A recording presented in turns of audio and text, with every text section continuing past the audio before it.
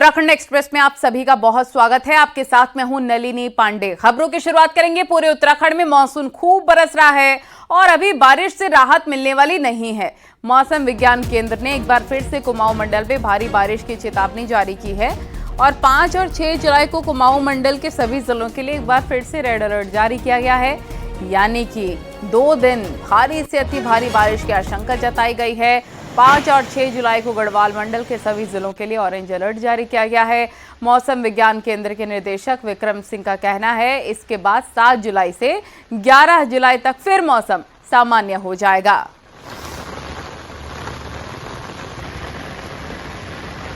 तो लगातार जो बारिश की एक्टिविटी वो ठीक ठाक मिल रही है और आगे 2 दिन अच्छी एक्टिविटी है, विशेषकर कुमाऊं रीजन में ज़्यादा है, तो वहाँ पर रेड में रखा है। इसके साथ जो गढ़वाल की डिस्ट्रिक्ट है, देहरादून है, टेरी पौड़ी है, इनको ऑरेंज में रखा गया है कल और परसों के लिए।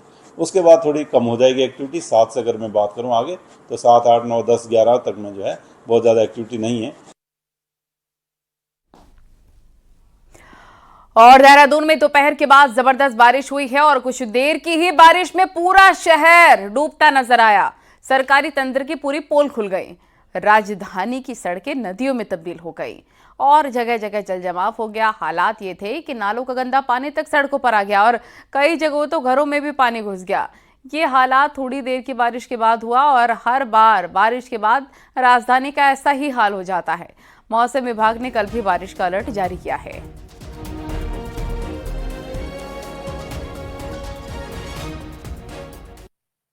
देहरादून में अगर बारिश शुरू होती तो उसके क्या हाल होते हैं आप देख सकते हैं कि स्मार्ट सिटी देहरादून में इस तरह की घटनाएं आप देख सकते हैं। अभी हम देहरादून के रिस्पना पुल के नजदीक खड़े हैं। आप देख सकते हैं कि किस तरीके के रोड ड्रेनेज सिस्टम सही न होने के कारण पूरी नदियों में तब्दील हो गई। हमारे से कुछ लोग भी पानी भर गया, पानी में बाइक भी डूब गई, बंद हो गई। हाँ, बस दिक्कतें काफी है यहाँ पे। हाँ, बहुत हर बार दिक्कतें हैं। ये तो हर साल का है। क्या हुआ? नहीं हो गई अब हो गई?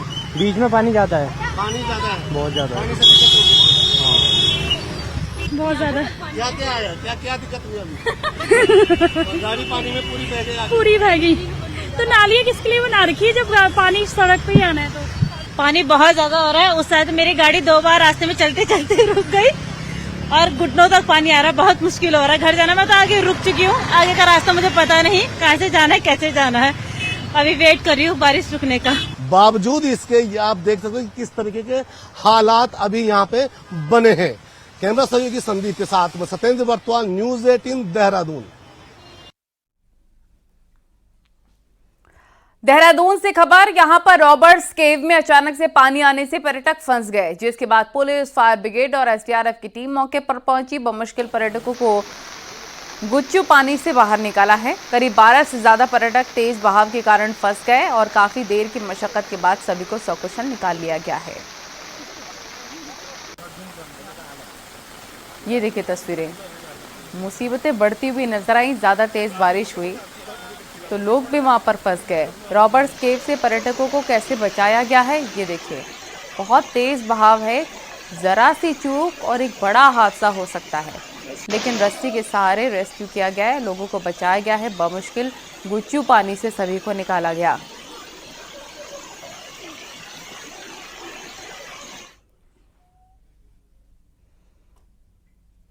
और रुद्रप्रयाग जिले में भी बारिश के बाद नदियों का जलस्तर बढ़ गया है। अलकनंदा और मंदाकिनी में पानी बढ़ गया है। वहीं प्रशासन बारिश को लेकर अलर्ट है। लोगों को नदी किनारे नहीं जाने की सलाह दी जा रही है। नदी किनारे रहने वाले लोगों को भी अलर्ट किया जा रहा है, क्योंकि लगातार बारिश होने पर नदी खतरे के निशान तक पहुंच सकती है।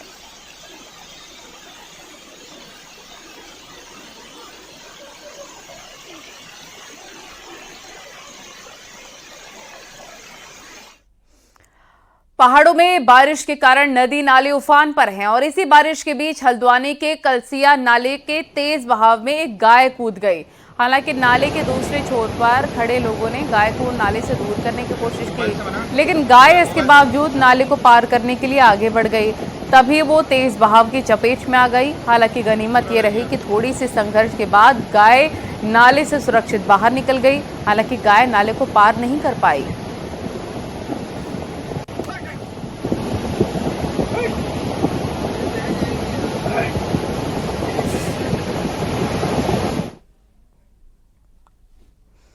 हल्द्वानी और उसके आसपास के कुछ नाले जैसे हर बरसात मौत को दावत देने लग जाते हैं, लेकिन इसके बावजूद इन नालों पर सरकार पुल नहीं बना रखी है। देखिए रिपोर्ट।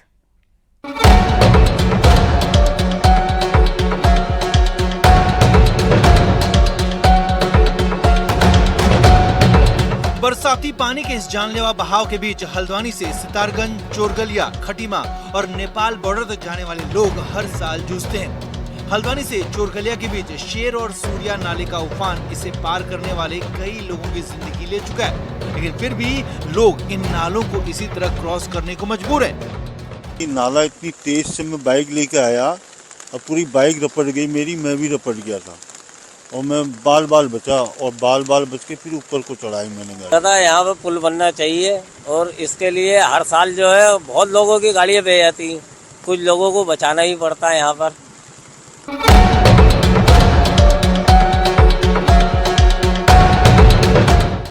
हालांकि इन सब के बीच पुलिस की ड्यूटी इन नालों के बीच 24 घंटे की है ताकि किसी की जान न जाए।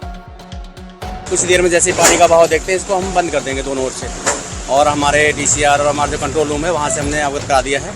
जैसे ही जरूरत पड़ेगी तो हम पूरा ट्रैफिक कुंवरपुर या हल्द्वानी से वहाँ डाइवर्ट कराएंगे और बाकी इधर हम चोरगलिया थाने से ही वापस कर देंगे बैरियर लगा के सारे वाहनों। जाहिर है पुलिस तो अपना काम करे, लेकिन हुक्मरान अपना काम नहीं कर रहे, जिन्हें इन जानलेवा पुल बनाकर काम करना है। हल्द्वानी से न्यूज़ 18 के लिए शैलेंद्र नेगी की रिपोर्ट।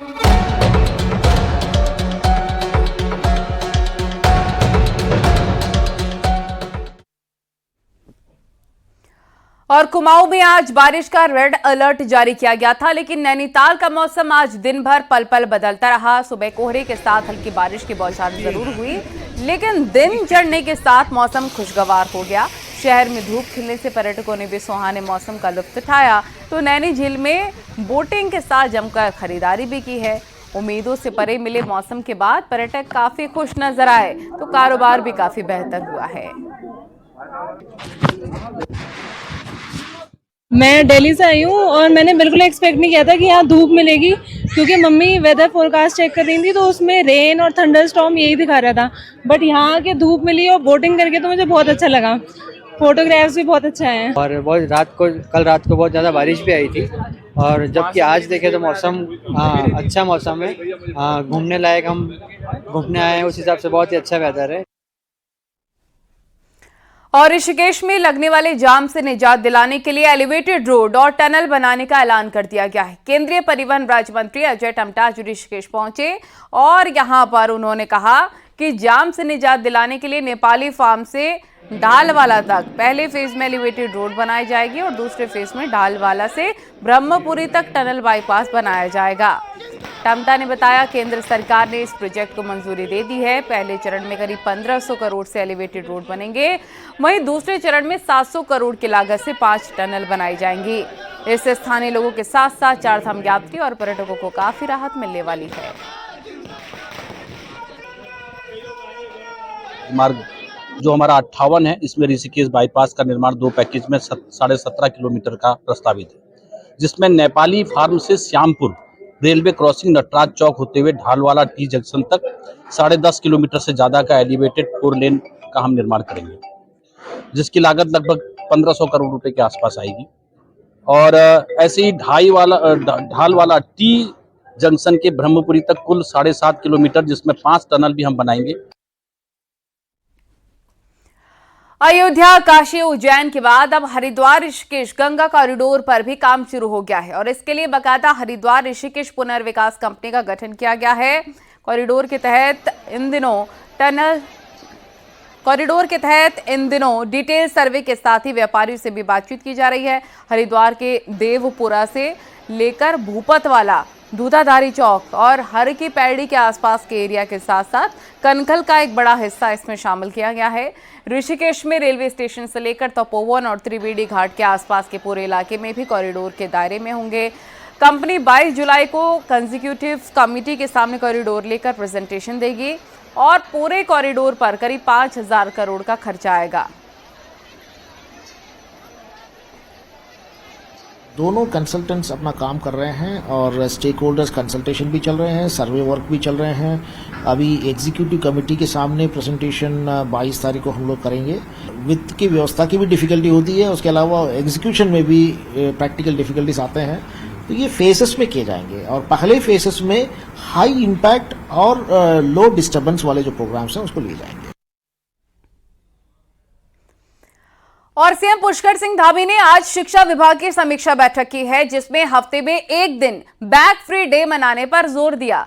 साथ ही सीएम धामी ने नैतिकता आधारित शिक्षा देने की भी बात कही है। मुख्यमंत्री ने लड़कियों की शिक्षा पर जोर देते हुए गर्ल्स हॉस्टल को बढ़ावा देने की बात कही। इसके साथ ही सीएम धामी ने ट्रांसफर को लेकर नियम और सरल करने की भी बात कही। सीएम धामी ने मेधावी छात्रों को भ्रमण कराने की भी बात कही। सीएम ने कहा कि टेक्निकल छात्रों को ज्यादा से ज्यादा कैंपस प्लेसमेंट मिले, ये प्राथमिकता होनी चाहिए।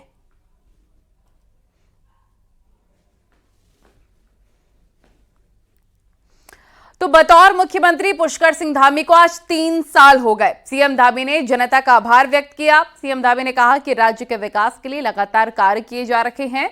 सीएम ने यह भी कहा कि प्रदेश के हित के लिए वो काम करते रहेंगे। मुख्यमंत्री धामी ने कहा कि पीएम मोदी के मार्गदर्शन में लगातार विकास कार्य हो रहे हैं और उनका फोकस सशक्त विकसित उत्तराखंड पर है। सीएम धामी ने पहली बार 4 जुलाई 2021 को मुख्यमंत्री पद की शपथ ली थी। दूसरी बार उन्होंने 21 मार्च 2022 को मुख्यमंत्री पद की शपथ ली। नौजवानों का, युवाओं का जो एक बड़ा सपना रोजगार का होता था, उस रोजगार के लिए हमने काम किया है। भर्ती प्रक्रिया पारदर्शी बनाई है, नकल अध्यादेश हम लेकर आए हैं। इसके साथ साथ 14,800 भर्तियां पिछले 3 सालों में हुई हैं, जो अपने आप में रिकॉर्ड है। सरकारी भर्तियां और सारी की सारी नकल विहीन हुई हैं। मातृशक्ति के लिए अनेक योजनाएं रोजगार के क्षेत्र में, स्वरोजगार के क्षेत्र में, स्वयं सहायता समूह, महिला मंगल दल, उन सभी को सशक्त और मजबूत बनाने के लिए काम किया गया है। House of Himalaya brand launch किया गया है। गरीबों के कल्याण के लिए समाज के अंतिम छोर तक हमारी योजनाएं पहुंचे, सरकार पहुंचे, शासन तंत्र पहुंचे, उसके लिए लगातार प्रयास किया जा रहा है। बीजेपी प्रदेश अध्यक्ष महेंद्र भट्ट ने कहा कि धामी सरकार का 3 साल का कार्यकाल बेमिसाल रहा। उन्होंने दंगा विरोधी कानून, सख्त नकल विरोधी कानून, महिलाओं को सरकारी नौकरी में 3% आरक्षण जैसे कई फैसले लिए। देखिए, पुष्कर सिंह धामी जी का 3 वर्ष का कार्यकाल बेमिसाल कार्यकाल के रूप में मानता हूं, क्योंकि कुछ चीजें ऐसी होती है जो इतिहास बन जाती। देवभूमि के देवतुल्य स्वरूप को बनाए रखने में जितना बड़ा योगदान पुष्कर सिंह धामी जी का है, वो उसकी चर्चा आज पूरे देश भर के अंदर है। खासतौर पर यूसीसी का कानून, जबरन धर्मांतरण, गरीब लोगों को लालच देकर और कुछ विभिन्न प्रकार के लालचों के माध्यम से जिस प्रकार से धर्मांतरण का एक क्रम इस देवभूमि के अंदर प्रारंभ हुआ था, उसको भी तोड़ने का काम पुष्कर सिंह धामी जी ने किया है। कांग्रेस नेता प्रीतम सिंह का कहना है कि बद्रीनाथ उपचुनाव में कांग्रेस प्रचंड बहुमत से जीतेगी। उन्होंने कहा कि बीजेपी उम्मीदवार राजेंद्र भंडारी से वहां की जनता नाराज है, जिन्होंने जानबूझकर बद्रीनाथ सीट से लोगों पर यह उपचुनाव थोपा है। बद्रीनाथ से प्रचार करके लौटे कांग्रेस नेता प्रीतम सिंह ने कहा कि माहौल कांग्रेस के पक्ष में है। राजेंद्र भंडारी जो भारतीय जनता पार्टी के प्रत्याशी हैं, उनके प्रति लोगों में बहुत आक्रोश है और लोगों का कहना है कि जिस व्यक्ति को हमने 5 साल के लिए विधायक चुना था, उसने विधायकी क्यों छोड़ी और अब विधायक क्यों बनना चाहते हैं। ये प्रश्न आम है और लोगों में बहुत गुस्सा है और मुझे यकीन है कि ये गुस्सा निश्चित रूप से वोट में परिणित होगा और हम प्रचंड बहुमत से जो है बद्रीनाथ विधानसभा चुनाव जीतने का काम करेंगे। महिलाओं के साथ छेड़खानी और गैंगरेप के दोषियों को फांसी की सजा दी जाए, इस मांग के साथ गुरुवार को देहरादून में महिला कांग्रेस ने प्रदर्शन किया। महिला कांग्रेस की अध्यक्ष ज्योति रौतेला के साथ महिलाओं ने डीजीपी ऑफिस कूच किया। हालांकि पुलिस ने बैरिकेडिंग लगाकर उन्हें बीच में ही रोक लिया। इस दौरान ज्योति रौतेला ने बैरिकेडिंग कूदने की कोशिश की, लेकिन पुलिस ने पहले ही रोक लिया। ज्योति रौतेला ने कहा, उत्तराखंड में महिलाओं के साथ अपराध बढ़ रहे हैं, लेकिन पुलिस अपराध रोकने में नाकाम है, फेल है।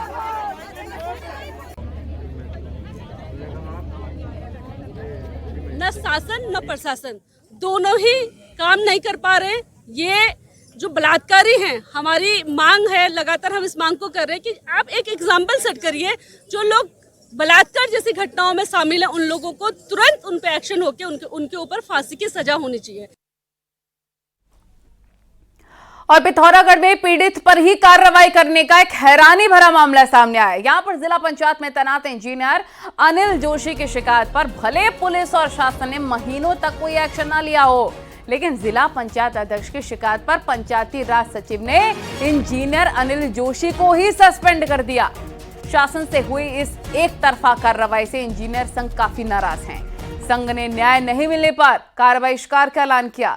संघ का कहना है कि किसी भी शिकायत पर पक्ष रखने का मौका दिया जाता है, लेकिन यहां एक तरफा कार्रवाई की गई है। असल में यह विवाद तब शुरू हुआ था जब जिला पंचायत अध्यक्ष के पति वीरेंद्र बोहरा ने इंजीनियर अनिल जोशी को मोबाइल पर धमकी देने के साथ गाली गलौज की थी, जिसका ऑडियो भी वायरल हुआ था। इस घटना के बाद अनिल जोशी ने वीरेंद्र बोहरा के खिलाफ रिपोर्ट दर्ज कराई थी, लेकिन बोहरा के खिलाफ तो कोई कार्रवाई नहीं हुई, जबकि अब सचिव पंचायत राज जैसी सेमवाल ने पीड़ित को ही निलंबित कर दिया है।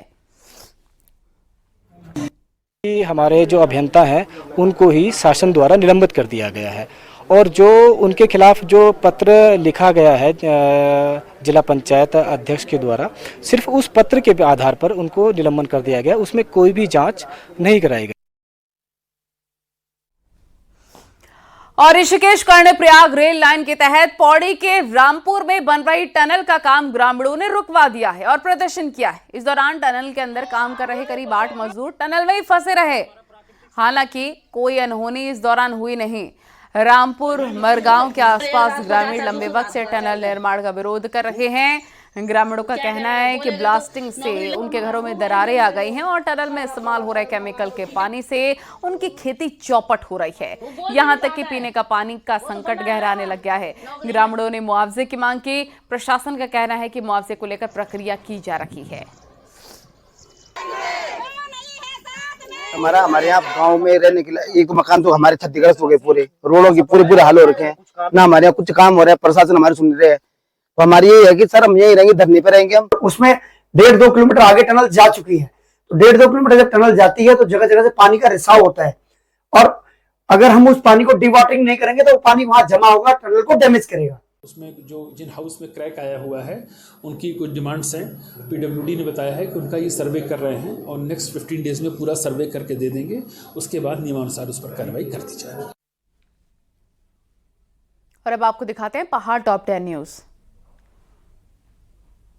बागेश्वर में रोडवेज की बस बेकाबू होकर सड़क किनारे घुस गई।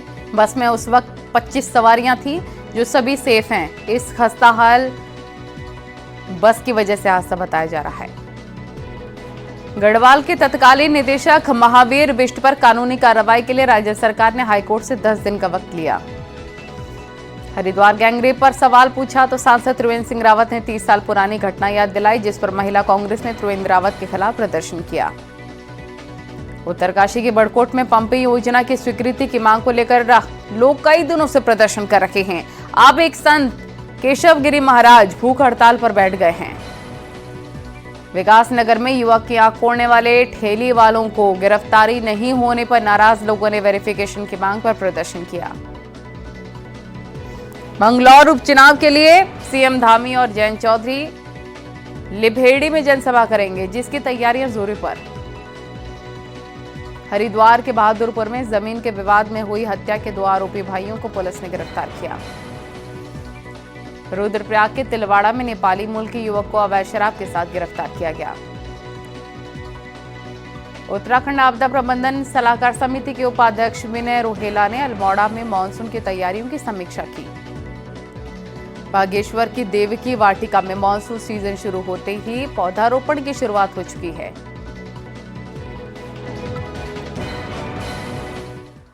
सीएम पुष्कर सिंह धामी ने महान दार्शनिक और समाज सुधारक स्वामी विवेकानंद की पुण्यतिथि के अवसर पर मुख्यमंत्री आवास में उनके चित्र पर श्रद्धा सुमन अर्पित कर श्रद्धांजलि दी है। मुख्यमंत्री ने कहा, स्वामी विवेकानंद के विचारों को आत्मसात कर देश की युवा शक्ति प्रगति पथ पर आगे बढ़कर राष्ट्र के उत्थान में अपना योगदान दे रही है।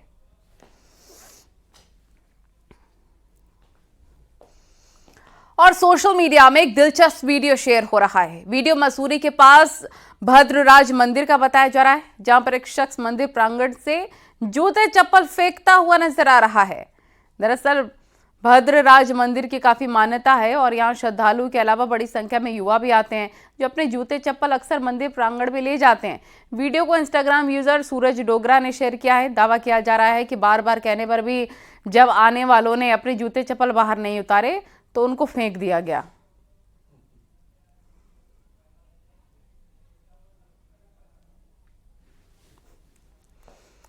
कोटद्वार से पौड़ी रूट पर रात 8 बजे से लेकर सुबह 5 बजे तक गाड़ियों की आवाजाही पर रोक लगा दी गई है। कोटद्वार से दुगड्डा के बीच लगातार हो रहे भूस्खलन को देखते हुए प्रशासन की ओर से पाबंदी लगाई गई है और सीएम और डीएम पौड़ी ने कहा है कि दुगड्डा रूट पर लैंडस्लाइड हो रहा है। ऐसे में यात्रियों की जानमाल के खतरे को देखते हुए रात 8 बजे से दुगड्डा रूट बंद कर दिया जाए।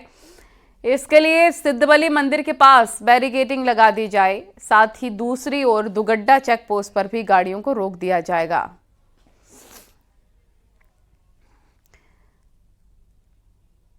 तो देखिए, कोटद्वार से पौड़ी रूट पर रात 8 बजे से लेकर सुबह 5 बजे तक गाड़ियों की आवाजाही पर रोक है। साथ ही जो ट्रैफिक को रेगुलेट किया जाना है वो किया जाएगा। तो इन सारे एस्पेक्ट्स को हम लोग कवर करें ताकि किसी भी लैंडस्लाइड में मानव क्षति को रोका। नैनीताल में मानसून के दौरान बड़ा संकट सड़कों पर है। किसी भी सड़क के ड्रेनेज को वक्त रहते ठीक नहीं किया गया है और अब इन सड़कों पर टूटने या फिर धंसाव का संकट खड़ा हो गया है। कुमाऊं में ज्यादातर सड़कों का यही हाल है। सड़कों के किनारे बनी नालियां चौक हैं, तो सड़कों पर पानी बहने से सड़कों के धंसाव का संकट बना हुआ है। लोगों को अब डर सता रहा है कि अभी तो मानसून की शुरुआत है और अभी से ये हाल है। लगभग अधिकतर जगह सड़कें थोड़ी सी भी बरसात में बंद हो जा रही है। उसका मुख्य कारण ही यही है कि सड़कों में जो एक तो मानसून से पहले नालियों का निर्माण नहीं किया जाता है, नालियाँ जो है सफाई नहीं होती, कलमट नहीं बने होते हैं, उससे लगभग 60% नुकसान सड़कों को है। इस पर लगातार प्रयास हो रहा है, लेकिन ये कंटिन्यूस प्रयास है क्योंकि एक बार आपने सड़क का ड्रेनेज खोल दिया और फिर भर जाएगा पानी की ओर से। तो मैंने भी कहा है, माननीय मुख्यमंत्री जी ने स्पष्ट निर्देश दिए हैं कि कहीं भी पानी को चौक ना कराया जाए। चौक होगा तो सड़क टूटेगी, इसलिए सब लोग इस तरह से मुस्तैद रहें। खबरें जारी हैं, रुकेंगे छोटे से ब्रेक के लिए।